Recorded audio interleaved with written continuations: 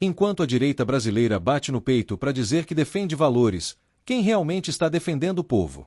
Um senador acaba de escancarar o que a elite não quer que você saiba. O Banco Central serve aos bancos, e não ao povo.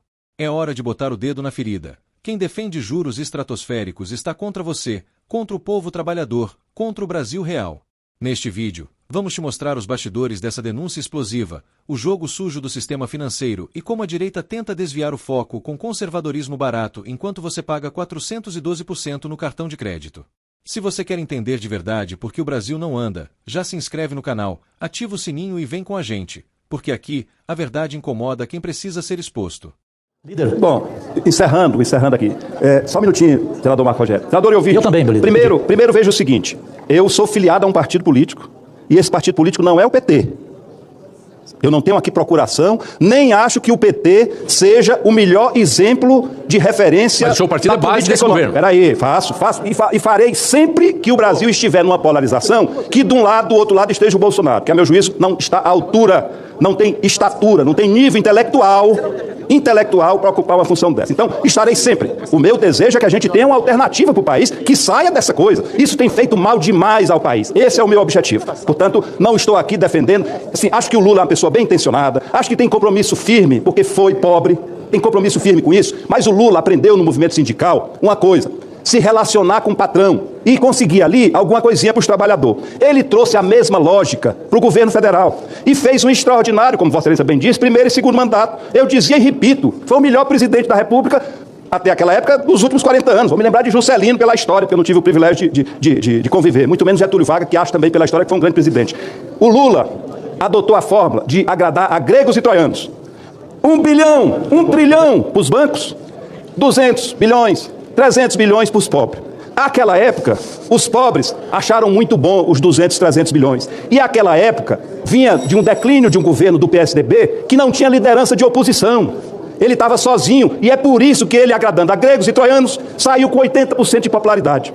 País é outro, porque equivocadamente, isso é erro de grande parte da esquerda, aos quais eu me junto, a política é por onde é que está indo o orçamento, por onde é que está indo o dinheiro. E é isso que a gente tem que ver. Esquerda é defender que o dinheiro vá para a maioria, para os mais pobres. E direita é defender concentração de renda. Eu vejo hoje muita gente batendo no peito, eu sou de direita. Não sabe nem o que é que está dizendo. Talvez por isso, porque acho que ser direita é defender valores morais, valores éticos, mais conservadores, etc, etc. O Brasil precisa sair disso. O Brasil precisa discutir economia, ver para onde é que está indo o orçamento, o dinheiro do orçamento. E é criminoso o que se faz nesse Brasil. O presidente Lula, na de querer agradar gregos e troianos, não agrada certamente aos gregos. Os gregos, se tiver um fenício, eles votarão com fenício. E os troianos estão cada vez menos satisfeitos e achando que o que tiveram era obrigação. Portanto, está na hora da gente pensar em um destino diferente para o Brasil. Senador Efraim, diante do meu líder da bancada do PSB, que além de tudo é minha referência política, senador Euvisto, me permita, você sabe que é meu amigo pessoal, é meu ídolo, mas por favor, não confunda a base de governo com opinião própria. É o caso do Cid e é o meu caso. Não é porque a gente é da base que a gente concorda com tudo. Basta ver os nossos pronunciamentos na tribuna. O meu hoje, 2 horas da tarde, quem acompanhou, eu deixei claro que o meu casamento com o governo Lula está acabando. E expliquei por quê. Não apenas disse. Então, ao contrário do senador Euvisto, com todo respeito a ele, eu acompanho o pronunciamento do senador Cid Gomes integralmente. Eu não tenho nada a discordar dele. Nada. Faltava um pronunciamento desse. Porque quando Roberto Campos Neto estava no governo, eu subia nessa tribuna para falar dos erros dele e tudo sobre ele, eu quase que apanhava, não aqui, fora daqui. Especialmente nas redes sociais. Eu não sei por que essa simpatia toda a esse cidadão. E eu vou resumir, porque ou eu falo bem ou eu falo mal. Por isso, graças a Deus, a minha vida tem muitos processos, né? Porque nessa vida, se você não tem processo, na minha opinião, você passa por ela de passagem. E talvez venha mais um. Eu não tenho nenhum apreço pelo presidente que foi do Banco Central, Roberto Campos Neto. Não tenho nenhum apreço, porque eu conheço o preço dele. Então, para mim, o que ele fez hoje já era totalmente previsível. Totalmente previsível. Repito, tudo que Cid Gomes, como senador, subiu à tribuna, líder da bancada do PSB, disse, eu acompanho integralmente. Obrigado. Obrigado, senador Cajuru. Eu estou querendo manter... Vossa Excelência, a palavra está pela ordem. Bolsonaro, a palavra está pela ordem com o senador Jaime, mas se ele ceder para o Flávio, podemos ter a posição do Flávio na vez. Ninguém quer fazer a parte, não. São questões de ordem. Pode encerrar a discussão, a gente vai para outras discussões. Senador Flávio, eu acho que o Senado precisa rever essa lógica de não fazer a parte para contestar. Eu tenho o maior prazer em receber uma contestação. O maior prazer, eu me animo mais. Não fica essa fala lida por mais cuidado, com mais esmero que eu tenha procurado fazer isso aqui, não há aqui uma agressão de ordem ética, moral, a quem quer que seja. Eu tenho esse cuidado, eu tive esse cuidado, eu vejo exemplos e procuro aprender com os exemplos. Não tenho um processo, Cajuru, não tenho. Quer dizer, não sei se isso eu sou menos ou sou mais, mas eu não tenho um processo, eu acho que a gente pode dizer coisas duras sem fazer agressões pessoais. E eu não fiz aqui nenhuma agressão pessoal. O que eu estou aqui querendo, ao final, propor é que a dúvida da institucionalidade, da seriedade, do papel fundamental do Banco Central, que é de ser um regulador da economia e não alguém a serviço dos bancos, porque vem dos bancos e volta para os bancos. Para a gente acabar com isso, eu estou propondo aqui ao final um projeto. Esse é o objetivo. Não quero aqui. E a data, para mim, é emblemática. 1º de julho, o senador, ou seja, o neto do ex-senador Roberto Campos, começa a trabalhar numa instituição privada. Pode ser que o juiz que apitou o jogo do PSG hipotético com o Palmeiras tenha agido com absoluta correção. Tanta correção que o PSG resolveu contratá-lo. No mínimo ficará uma dúvida. E para acabar com essa dúvida é que eu estou propondo aqui esse projeto. Senador Nelsinho Trade, na ausência de um conservador, pediu a parte para a gente alternar conforme pediu o presidente. Apenas para dizer a Vossa Excelência, na contradita desse entendimento, e dar o testemunho, pelo menos ao que me consta, do procedimento do ex-presidente Roberto Campos Neto frente à instituição que ele tão bem dirigiu. Uma pessoa que quebrou uma barreira que existia entre nós congressistas e o Banco Central. Não teve uma vez, e eu era líder do PSD, que o senador Vandelan, que era presidente da Comissão dos Assuntos Econômicos, que o demandou, que ele não foi até os nossos gabinetes para poder explicar essa questão que até hoje perdura, e dizer a Vossa Excelência que todos os procedimentos que estão sendo feitos estão dentro da lei. Isso é muito importante que seja ressalvado. Até porque, se houver alguma dissintonia nesse entendimento, está dentro daquilo que prevê a legislação. Agora, o ambiente de trabalho dele é esse. Para onde que Vossa Excelência acharia que ele poderia ser demandado a trabalhar, não fosse num ambiente que ele tem uma expertise, que ele tem um know-how, que ele tem um conhecimento da margem de lá do Rio, agora da margem de cá? Técnico do Botafogo, que ele não vai ser. Então, eu entendo a Vossa Excelência que a sua crítica é pertinente, concordo com isso que Vossa Excelência falou desse debate, isso faz com que essa casa possa sair da mesmice, sair do tédio, e digo que Roberto Campos Neto tem da parte do senador Nelsinho Trade toda a consideração e a certeza que os seus procedimentos sempre foram e serão éticos. De novo, senador Nelsinho, agradeço a atenção de Vossa Excelência em apartear. Acho que isso deve se incorporar mais à nossa rotina. Esses discursos aqui para a televisão, acho que não contribui muito para que o Senado possa ser um lugar que as pessoas acompanhem, vivam e conheçam lá e aprofundem lá os problemas. Não houve de minha parte nenhuma acusação a quem quer que seja. Vossa Excelência, só para guardar minha coerência, no dia em que foi aqui sabatinado o Galípolo, que é do governo, que eu componho base, que faço parte da base, eu disse para ele isso, não é razoável que uma pessoa venha das instituições financeiras e volte para as instituições financeiras. Que independência é essa? A minha tese é que o Banco Central não é independente coisa nenhuma. Ele é autônomo porque tem mandato, mas são completamente vinculados ao sistema financeiro. E proponho aqui algo que pode amenizar, atenuar, pelo menos prolongar, né, essa aflição que é o que eu sinto hoje. Senador Girão, ouço com muita atenção e prazer. Obrigado, senador Cid. Em primeiro lugar, eu quero dizer que o objetivo do seu discurso foi cumprido. Gerou um debate que há muito tempo essa casa não se tinha essa troca de ideias, esse confronto que é saudável para uma democracia. E de forma respeitosa. Não vi da sua parte, confesso, nenhum tipo de agressão pessoal, e é assim que tem que ser. Eu só faço uma ponderação à sua fala, né? E eu sou da sua terra, sou do Ceará, e eu vejo que um dos votos que eu dei, diferente do senhor, foi pela aprovação da autonomia do Banco Central.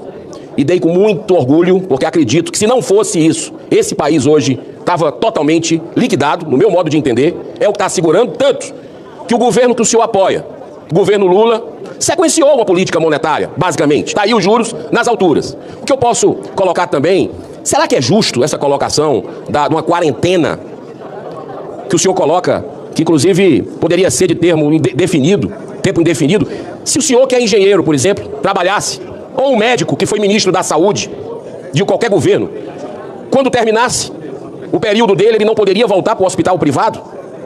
Me parece um pouco incoerente esse tipo de foco negativo apenas na questão econômica, que eu sei que toca o senhor.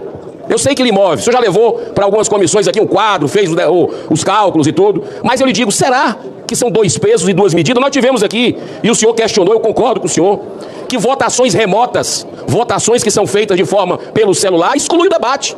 Concordo plenamente que a gente tem que estar aqui presencial. Mas nesse mesmo dia do IOF que o senhor citou, foi votado o aumento do número de deputados. de forma remota, sem debate nessa casa. Repercussão altíssima que a gente está vendo da opinião pública, que eu acho que o senhor poderia encaminhar para o seu presidente. O senhor faz base dele, já falei com o senador Randolph, já falei com outros senadores do PT, aqui como o senador Paulo Paim, que recomende ao presidente Lula para vetar essa vergonha. Para vetar isso, ninguém aguenta mais pagar imposto, que vai ter. Claro que vai ter, ninguém nasceu ontem. Então, eu queria também, para encerrar, lhe cumprimentar por essa oportunidade que a gente está tendo aqui dentro do Senado Federal de fazer esses apartes. Tem que voltar essa dinâmica, senador Cajuru. Essa dinâmica, quem ganha é o parlamento. A gente aprende com isso. A população que acompanha participa do debate e eu acho que isso é muito saudável. Muito obrigado pela oportunidade da parte. Obrigado, senador Girão.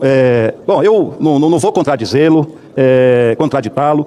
Só apenas no que Vossa Excelência coloca como uma aparente incoerência, fazer só para um setor. O setor financeiro, senador Girão, é um setor que mexe com trilhões de dinheiro. Um médico que venha a ser ministro da Saúde, ele não tem o poder, não tem as informações, não tem o poder de depois usar isso no seu dia a dia. Né?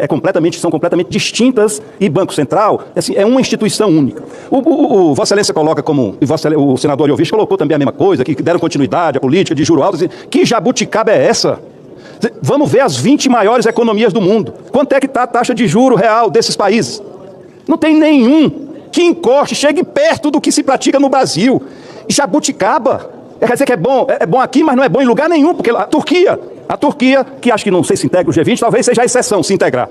O Japão tem juro negativo há décadas. Hoje, as 7 maiores economias do mundo, 6 delas têm juro negativo. Ou seja, se você tem capital, você vai pagar para manter esse dinheiro às guardas de um banco, que é o que devia acontecer de fato.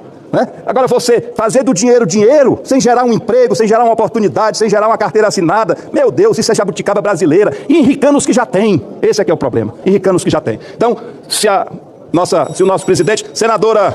Eu concedo a senadora Zenaide, mas temos o líder Rogério Marinho inscrito para falar na sequência, senador Ciro Gomes. Então, para permitir que o debate continue mais com o outro orador, eu vou aparteá-lo. Se ele me der, eu vou pedir. A gente sugere, e aí você pode aparteá-lo também, mas a senadora Zenaide, para encerrar... Senadora Zenaide, com muita honra. Os apartes, antes de, fechando com chave de ouro os meus apartes, eu concluí. A fala. Senhor presidente, colegas senadoras e senadores e quem estão nos assistindo.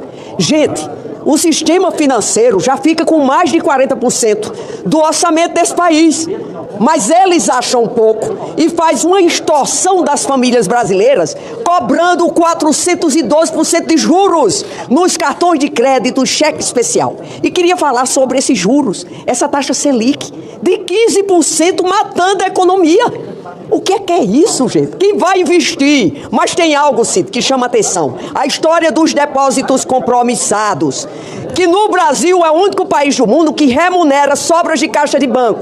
Vocês brasileiros que estão nos assistindo, aquilo que o banco não emprestou até a hora do fechamento, o Tesouro Nacional, Banco Central, remunera com 15%. É o único país do mundo. Eu já cobrava de Guedes qual era oficialmente. Sabe quanto é? 1 trilhão por dia. Sabe quando é que esses empresários vão investir? Nunca. Porque quando ele chega no banco, diz: por que é que você vai investir o dinheiro se você já tem a garantia do Tesouro Nacional de no mínimo a taxa Selic? Então, eu acho que é o único país no mundo que os empresários não se unem ao governo contra os bancos, que é quem atrasa esse país. E aqui se fala muito de responsabilidade fiscal. Responsabilidade fiscal não é só do poder executivo, é do legislativo, que essa casa mesmo, é raro uma semana não se fazer renúncias fiscais bilionárias, tirando da saúde, da educação e da segurança pública. Muito obrigado, senadora Zenaide. Eu vou agradecendo toda a atenção do presidente Davi, do nosso presidente Efraim.